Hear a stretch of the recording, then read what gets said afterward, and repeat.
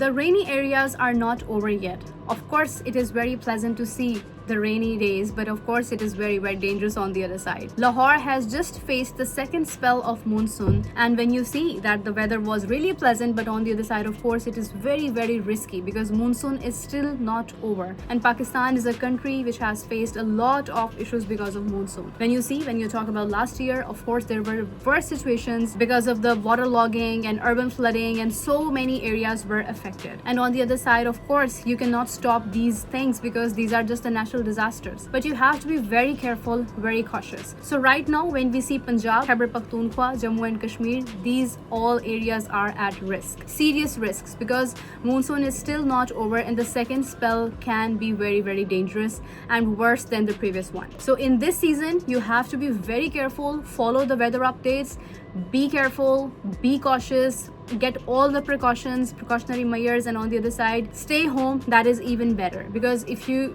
really want to go out, you should be very careful that you shouldn't be going unnecessarily. And on the other side, of course, the people living in the hilly areas, they know that the landsliding can happen. And even in this month, if you are planning to make a trip towards the hilly areas, northern areas, you have to be very careful on choosing that as well. And on the other side, of course, the roads are slippery whenever it's raining, so you have to be very careful, and you have to be very much informed about the weather updates whenever you are planning to go somewhere. And on the other side, stay away from all the electrical hazards, because it can really give the serious effects. And on the other side, of course, as I said earlier, we have seen so many issues in the past year, and even in this year, we have seen the waterlogging areas, the lower lying areas getting affected, and it is very difficult to stay safe in that situation. But what you can do is to follow all the precautionary measures which are being given on the social media platforms. Government is telling, the advisories are giving opinions that how can you stay safe, what you have to do, what is the situation which you can adopt when you are trapped somewhere because of the flooding or anything,